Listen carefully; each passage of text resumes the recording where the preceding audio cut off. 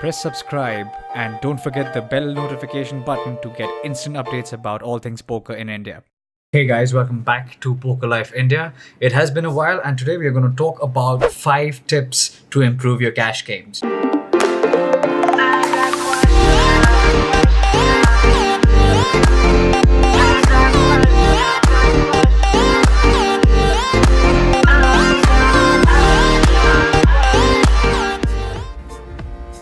Number 1 tip to improve your cash games: do not limp too much. Now guys, this is a mistake which a lot of players make. Don't fall prey to that, okay? When you do raise substantially from the right position, you thin out the crowd. Get a feeling of that, because if you do limp in, even with say your premium hands or your semi-premium hands, you're not getting the value that you should from your hands, right? To give you an example, if you even have say, I don't know, an ace king or a king queen in good position and you just playing robotically and you just limp in, you know, someone playing with an ace x out of position could beat you to the flop. So you got to get value out of the games. Don't limp too often. Get a sense of the table, so don't limp too much. That is a mistake that people make. Number 2 tip: adjust to the raising range of the table. So this is what I mean by that. When you're playing say online 1, 2, 2, 5, 5, 10, 25, 50, 50, 100. Now, when you're playing in a tournament, there is a standard 2x raise or a 3x raise when people bet.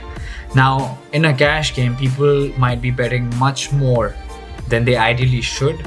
So you should keep a track of the general raising range. So for example, even if you're playing a game such as 25-50 and people are comfortable playing at that stake, or there are people on the table who pay higher stakes, right? So for them, a 4, 5x, 6x should be nothing. So for example, when I was playing in Australia and at the $1-3 or the $1-2, I think a $10 raise was very standard.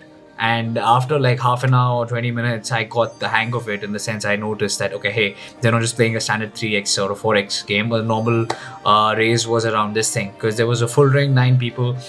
So that makes it much more important. So you get a sense of the table and raise accordingly.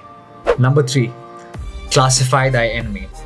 What I mean by that is, when even you're not in the hand, see how people are playing.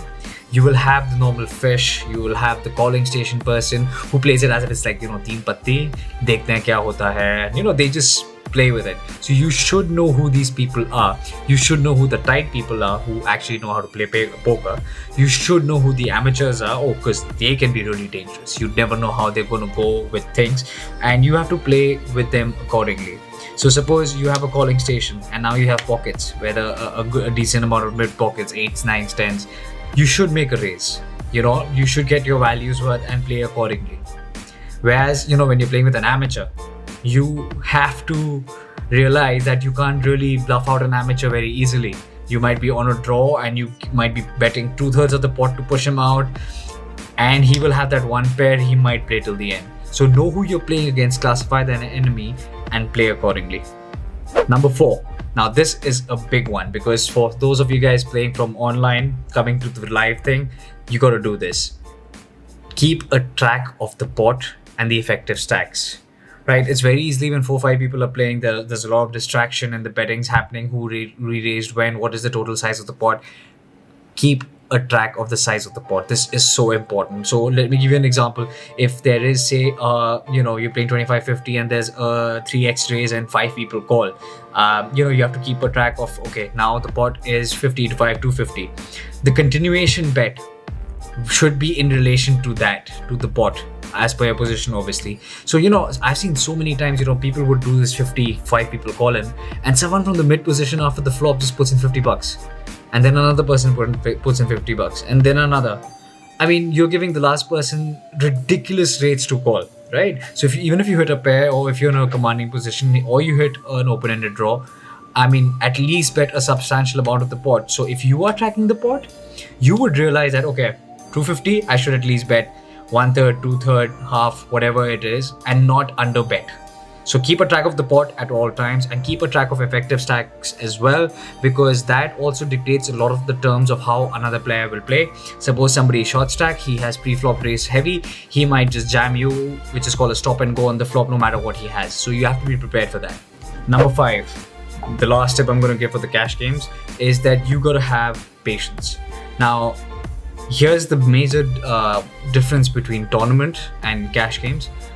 Cash games, the blinds don't go up, right? So you do have that luxury of choosing your hands to play with from what positions. Obviously, you should, as they say, play more liberally from the later positions and a little bit more cautiously from the early positions. And I think that fundamental doesn't change here. Have patience, wait for the cards. Sometimes, there is a session where you are pretty card dead for a while.